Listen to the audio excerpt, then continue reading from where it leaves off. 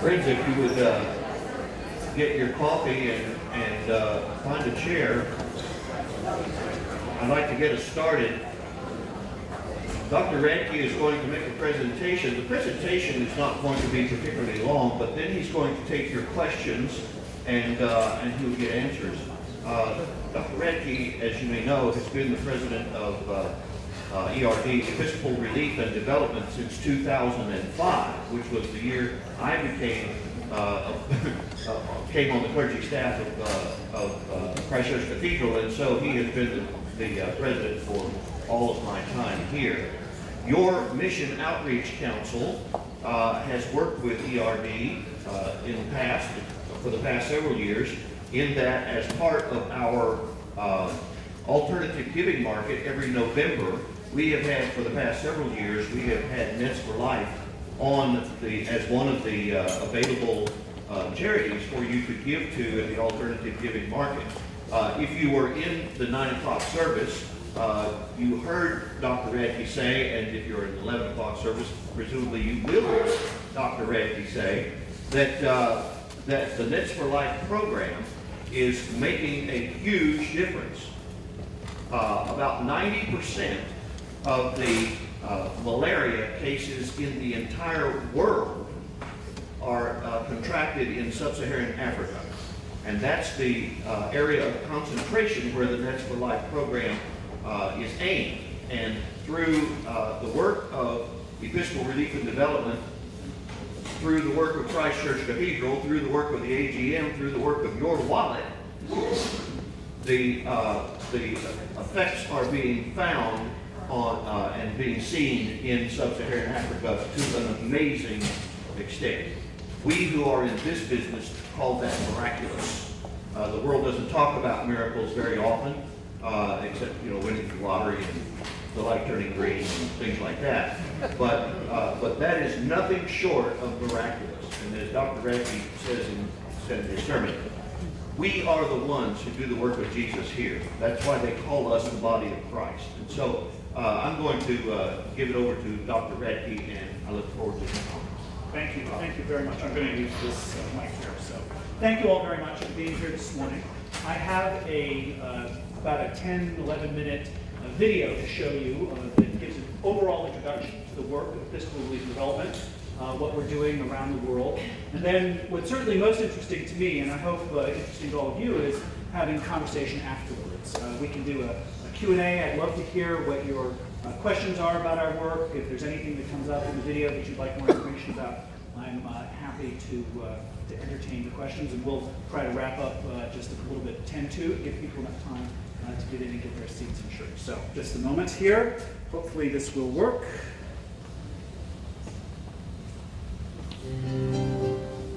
Greetings from Episcopal Relief and Development. We're excited that you're interested in learning more about us and about our partnerships worldwide. During this video, we'll be sharing some stories and photos about our international and US-based work. We'll also be showing some ways that your involvement helps to further our mission of healing a hurting world. With your support, we work with church and ecumenical partners in close to 40 countries worldwide. Our programs reach more than 3 million people, alleviating hunger, promoting health, creating economic opportunities, and responding to disasters. Our mandate itself comes from Matthew 25, verses 37 through 40. Truly I tell you, Jesus says, just as you did it to one of the least of these who are members of my family, you did it to me. Hearing God's call to seek and serve Christ in all persons, and to respect the dignity of every human being, Episcopal Relief and Development works with communities, using local strengths and resources to solve problems and build a better future. Together with our local partners, we help communities move from hunger to hope. We provide tools, seeds, and other resources to support family farms. We distribute livestock to families to help them work their land and generate income from selling milk and cheese. We teach farming techniques that increase food production, and we promote sustainable agricultural practices. For example, in Myanmar, also known as Burma, Nam, who is a widow and mother of 3, has been able to support her family by participating in a community buffalo bank. Using the buffalo to work her land instead of manual labor, she has tripled her harvest. Now she is able to pay her rent and support her family while also giving back to the community. We also help communities raise themselves from sickness to strength. We provide immunizations and medicine through local and mobile clinics, and support disease prevention through trained health volunteers. We build wells, latrines, and other systems to promote sanitation and prevent waterborne diseases. And through our award-winning Nets for Life program, we equip malaria control agents to educate their communities, hang mosquito nets in homes, and monitor net usage. Our Nets for Life program has made huge contributions in the fight against malaria, reducing malaria-related deaths by 45% in the communities where it is active. The net hanging method pioneered by Nets for Life has been adopted by several countries as part of their national malaria control policy. Since the program launched in 2006, Nets for Life has reached almost 30 million people and saved the lives of more than 100,000 children under 5. Elise, in the Democratic Republic of Congo, is one of millions of moms who is now able to protect her children from malaria-causing mosquito bites thanks to Nets for Life. Elise was spending a large part of her limited income on medical care for her children, but since a Nets for Life volunteer installed a net in her home, her children are sick much less often, and now Elise can devote her funds to things like nutritious food and education. Together with our partners, we help communities journey from poverty to prosperity. We work with people to develop small businesses and generate income, often through providing microfinance opportunities and vocational training. We promote cooperatives that help communities pool their resources, increase production, and gain better access to markets.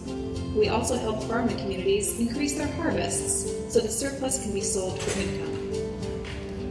For instance, in Ambaga, a small mountain village in the Philippines, an entire community was living in isolation. Although they had abundant fruit trees in the area, it was too long and too steep a journey to take produce to the nearest market. But now they have a tram that spans the valley and connects them to a village with road access. And they have built a fruit processing plant to make preserves that last longer and are easier to transport. This is producing income for the entire community. We also work with church and ecumenical partners to respond to disasters, helping communities transition from adversity to advantage. We work with local churches and organizations to provide life-saving assistance such as food, water, shelter, and medicine. We support small business development and income-generating opportunities that restore the social and economic fabric of communities. We assist impacted communities in conducting needs assessments and creating long-term recovery plans. And we promote the building of infrastructure and the development of response plans in order to reduce impact and help communities bounce back faster. In the U.S., Episcopal Relief and Development supports diocesan leaders in preparing for and responding to disasters, with resources, technical assistance, and support through diocesan disaster coordinators and the Partners in Response team. Dioceses across the country are building disaster preparedness plans and encouraging congregations to do the same. We also connect volunteers with disaster recovery ministries through our Ready to Serve database. Please visit our website for more information or to sign up and get involved. Direct service in disaster response is one way to lend your support, but there are lots of other ways as well. You can help spread the word and get others involved by becoming part of our network. You can sustain our work by making a one-time donation, becoming a monthly giver, or buying gifts from our wonderful Gifts for Life catalog. And you can incorporate us into congregational life by using our worship resources and Christian formation materials. Abundant Life Garden Project resources are popular for Sunday School and Vacation Bible School, and tie in well with other programs such as Gifts for Life. Kids love animals, and being able to help a family in need with the purchase of chickens, bees, or even a goat helps kids connect to global needs and the mission of the church. Here's an example from a priest in North Carolina who shared this letter from a young parishioner in his church named Zach. Dear Father Roger, I saw a goat in the Episcopal Relief and Development book, the Gifts for Life catalog. I ordered the goat for you and me. Maybe the goat will go to Haiti. The hungry people can get milk and cheese from a goat. They will be excited. We will call her Faith, like in Jesus. Love, Zach. We love hearing stories like this from our friends. If you have a story to share, you can write us an email, post on our Facebook wall, or even tweet at us. If you want to get involved but are looking for some inspiration, check out the stories on our website. Healing a hurting world sounds like a big job, but when we do it together, we can have a big impact. Between 2010 and 2013, thousands of Episcopalians, along with congregations, dioceses, schools, and seminaries, gave a huge boost to our Nets for Life program through the Nets for Life Inspiration Fund. Together we raised an amazing $5 million to help fight malaria, and it was wonderful to see how groups worked together to educate themselves and their communities about global health and development. Looking forward, we hope you will be as excited as we are about our 75th anniversary. Stay tuned as we share more details about our 75-week celebration, featuring lots of fun ways to learn about and get involved in our ongoing work. We are so grateful to you for being a friend to our organization, and we hope that you will enjoy all the ways we have in store to celebrate our partnerships here in the U.S. and worldwide. Thank you so much for your interest in our organization. On behalf of Episcopal Relief and Development, we are grateful for your support. For more information about us and the work we do worldwide, please visit www.episcopalrelief.org or call us at 1-855-312-HEAL. You can also find us on social media, and we would love to connect with you. Thank you.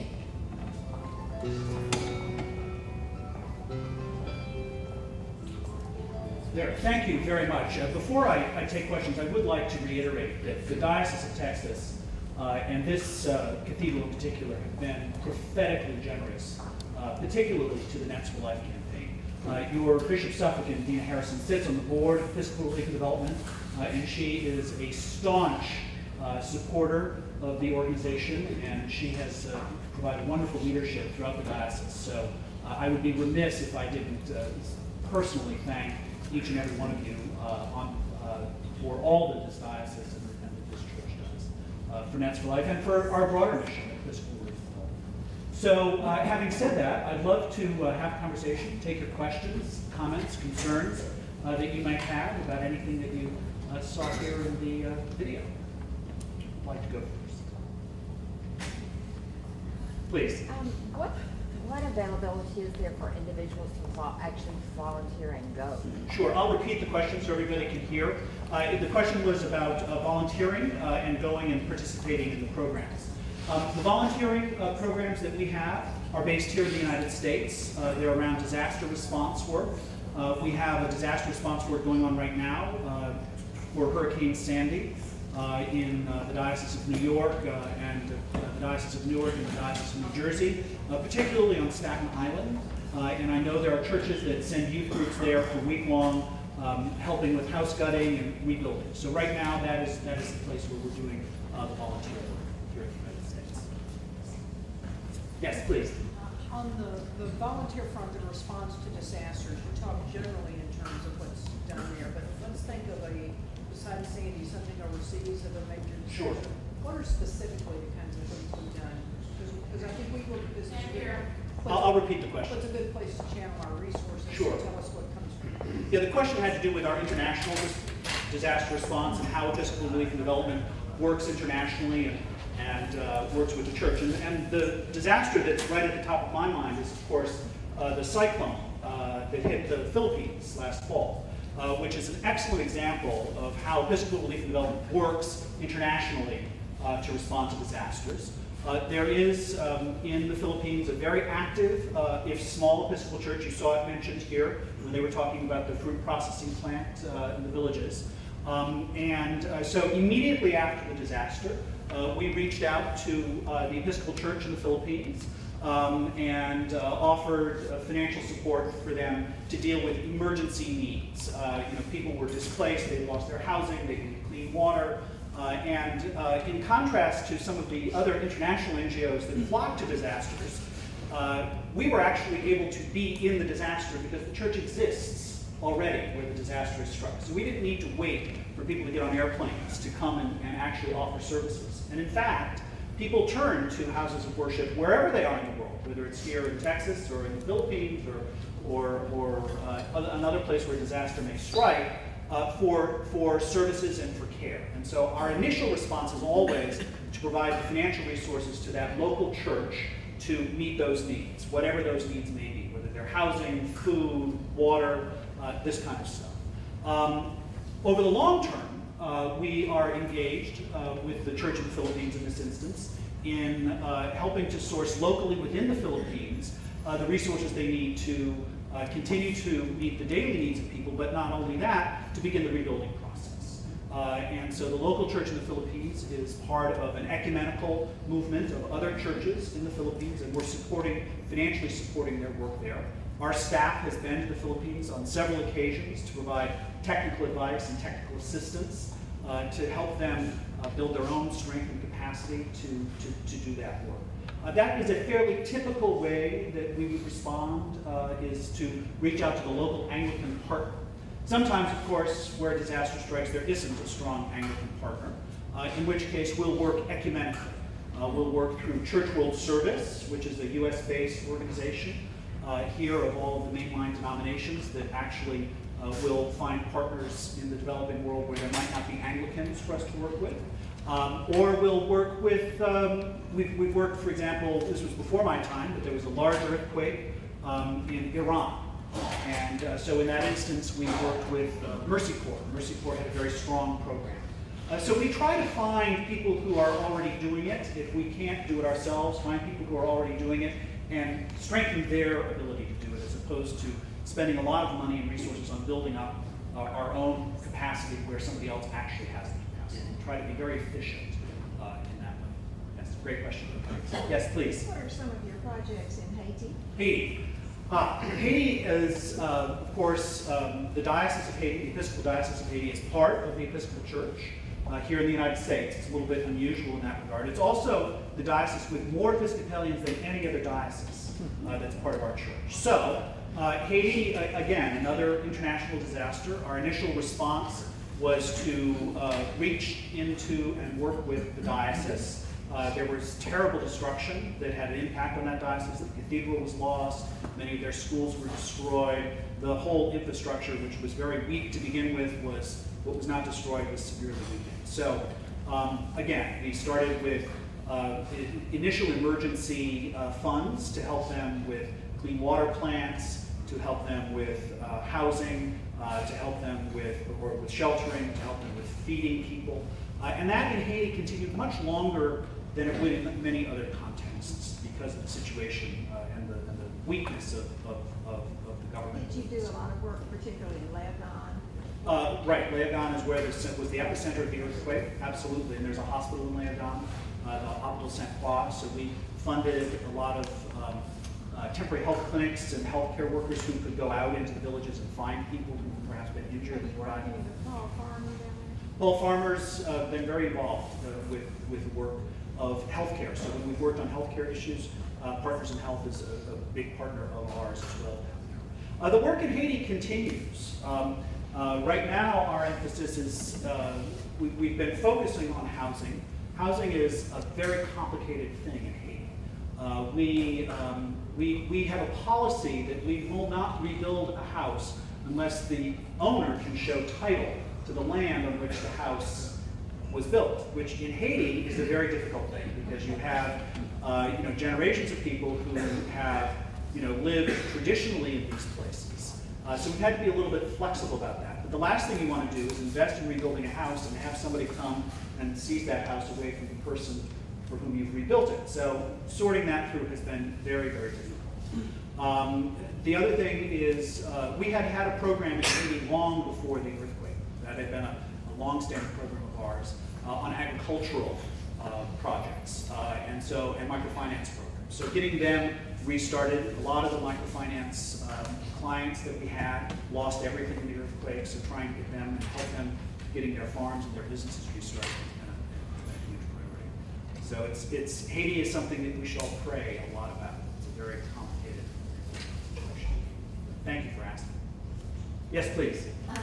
The nets for life, if I understand correctly, they're treated with an insecticide. What is the lifespan of them, and what is the plan after the lifespan? Right. The question is nets for life. The nets and long-lasting insecticide nets. How long will they last, and what's the plan for sustainability? Yes, we do use long-lasting insecticide-treated bed nets. Those are the ones that have been approved by the World Health Organization. And now the manufacturer will tell you that they'll last 7 years. Now, I have yet to see a net that's lasted 7 years.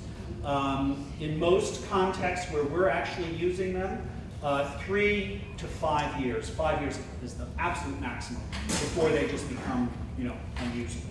So there's a net replacement strategy that is built into our program, and people will bring back their old net and replace it with a new net, and we'll sometimes just replace it. In some contexts, people are actually willing, having received a free net the first time, and having benefited from the use of the free net over the course of the 5 years, or 3 to 5 years, realize that it's actually worth investing some of their own money in the net. So they'll actually go out and buy it. And that is the long-term plan for sustainability, is that people will be willing to use their own resources to purchase the net because they recognize the fact that it's actually saved the life of their child.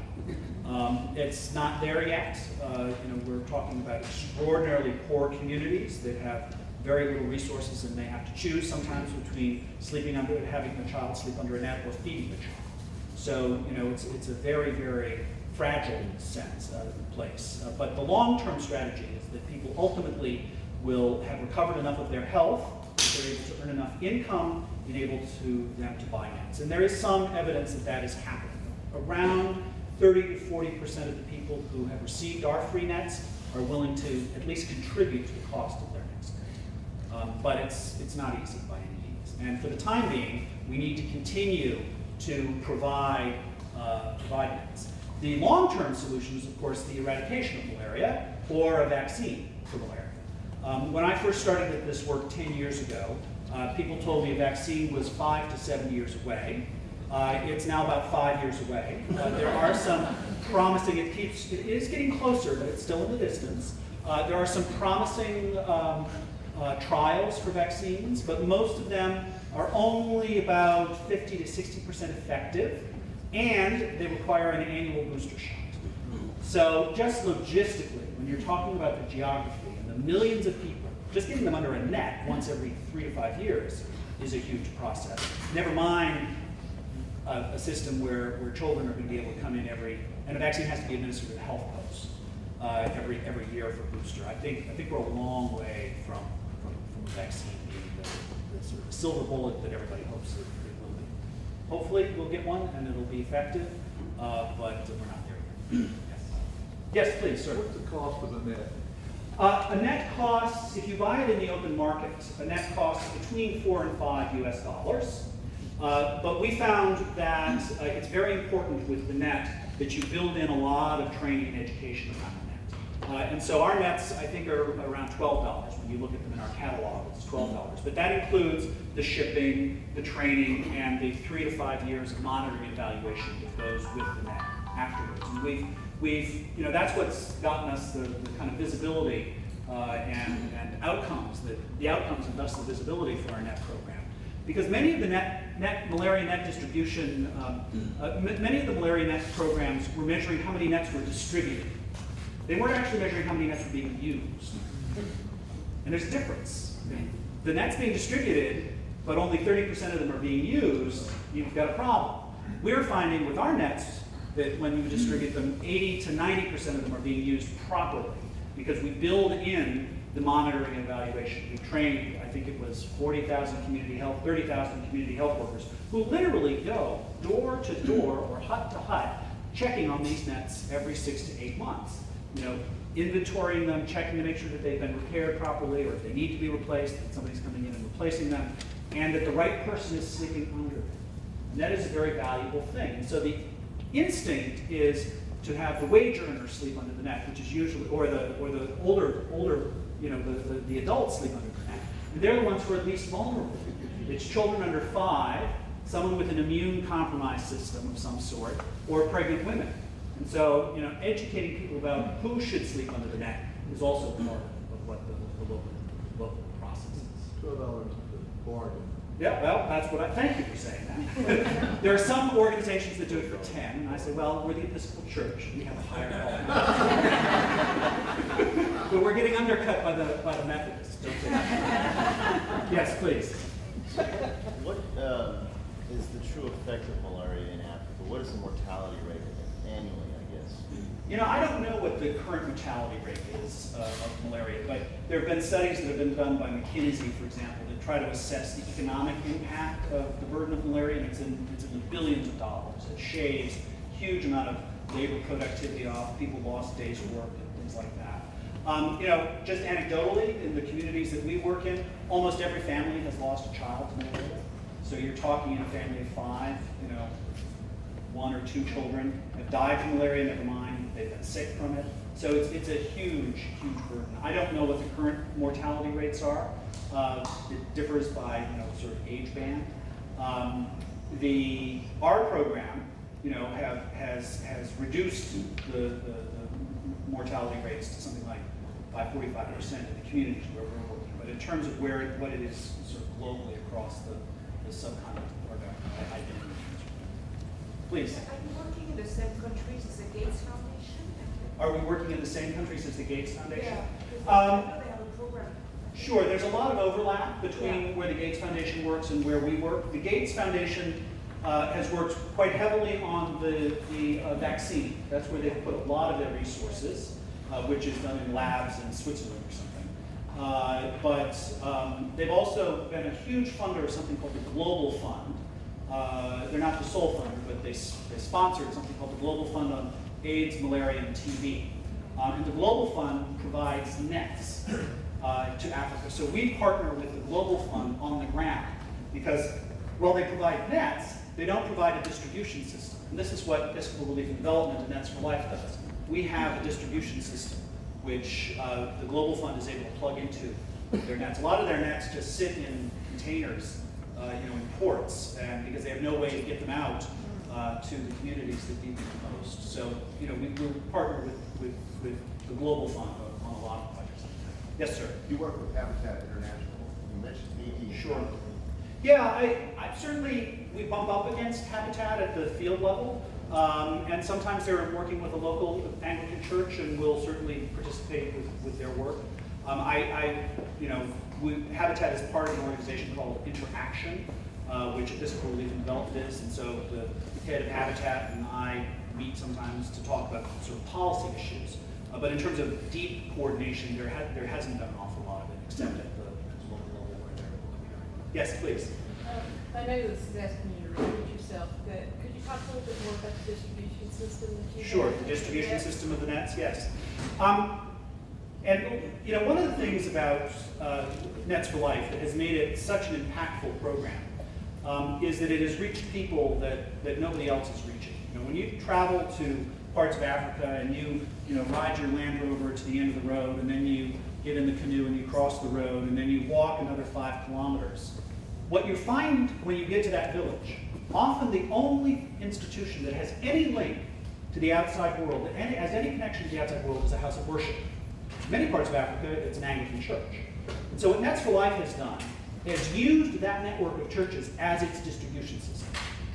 That church, just like you, will have a core of volunteers. They'll have an Episcopal Church women, or the equivalent. It's called the Mothers Union. They'll have, lay leaders who play a role in the community.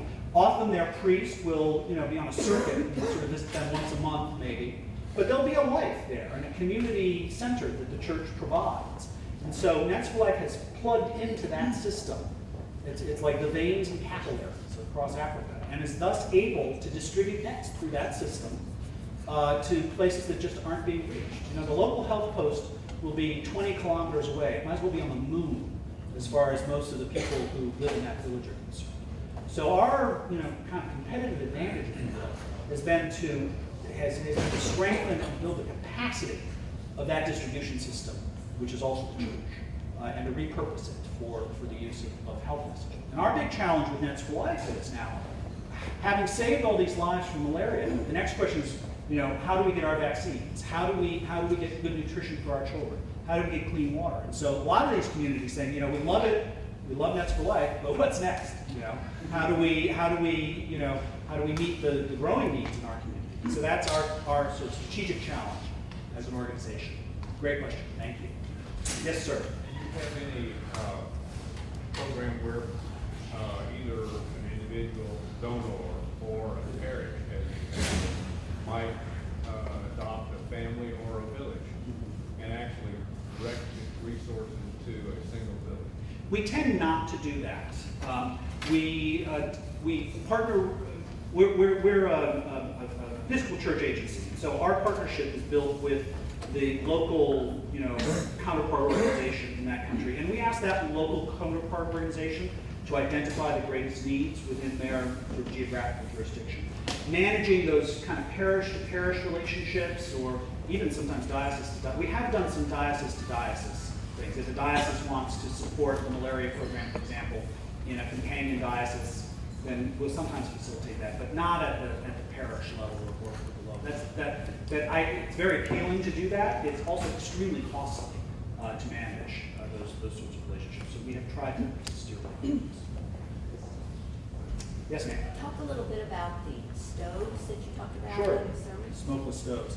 Yeah, this is that was one of the first programs I ever visited as president of Episcopal Relief and Development, and I was just in Cuba, in fact, where the very same problem. There's a rainy season, and they put the stove underneath it's an open fire, really, under a shed. And it's very inefficient. It burns a lot more wood than it needs to burn. The smoke collects underneath the shed, and literally, people are breathing in that smoke. And what we've come up with is a plan. It's a diagram of how to build one with local materials, stones and cement. We'll provide a little bit of financial support.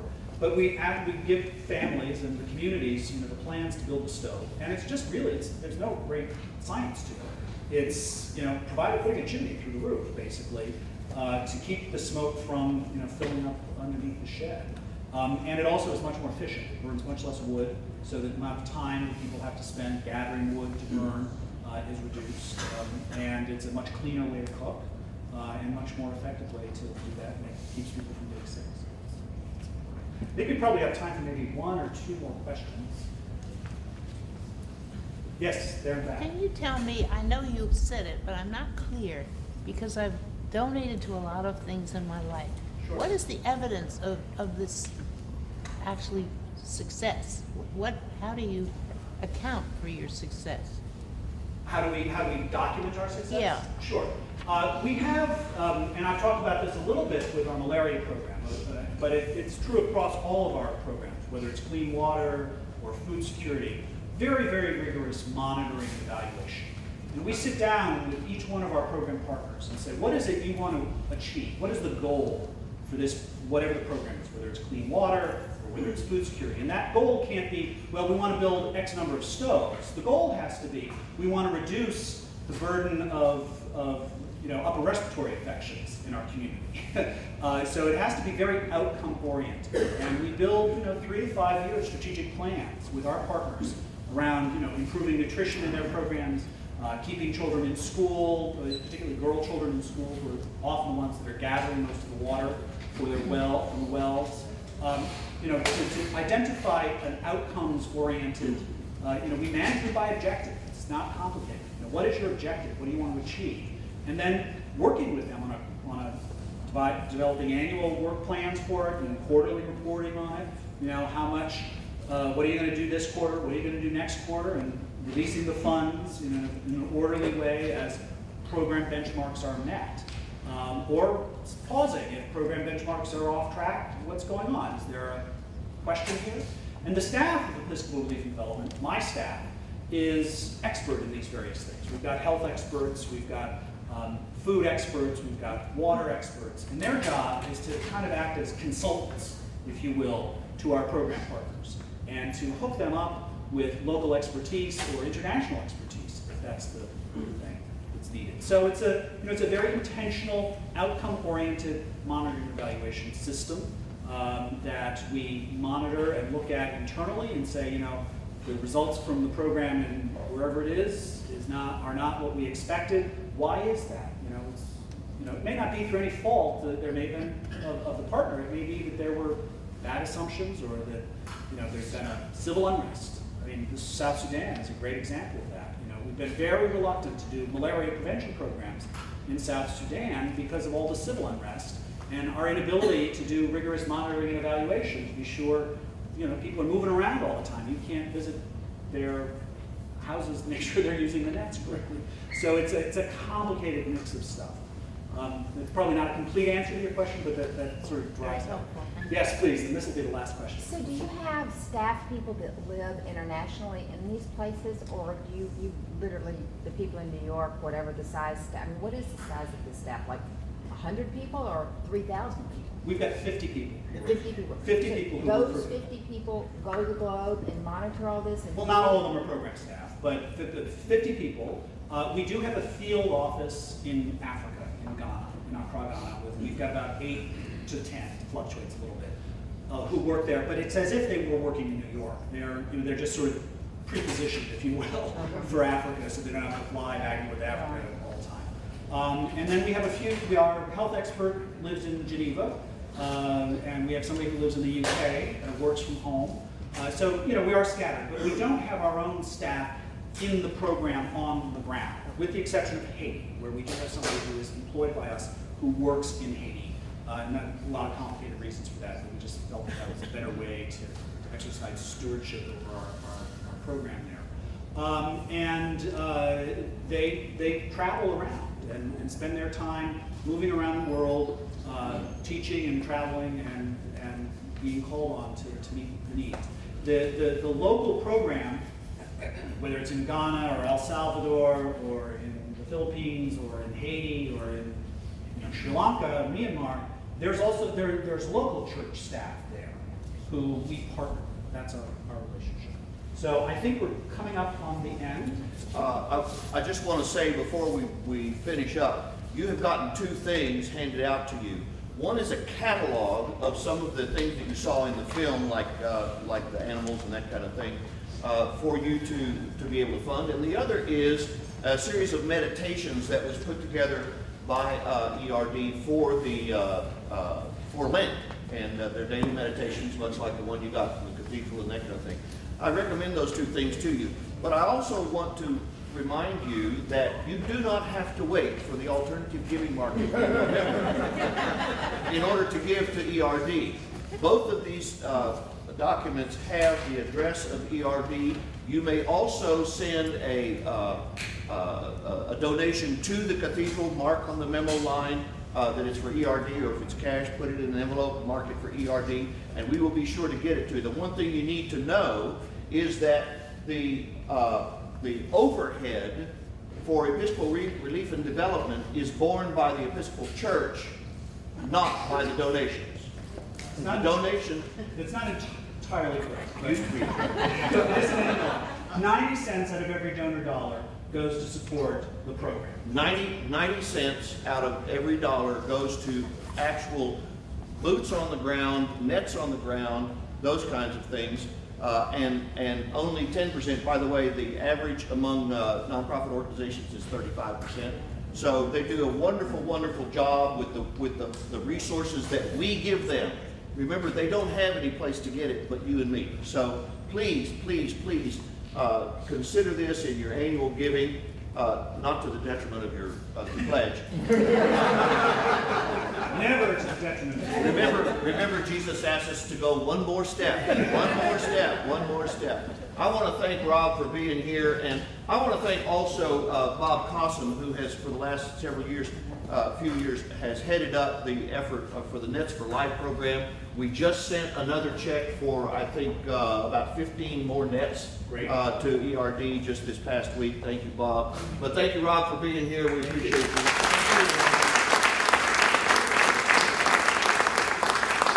Dr. Radtke will preach again at 11. If you haven't been to church, it's time to go to church.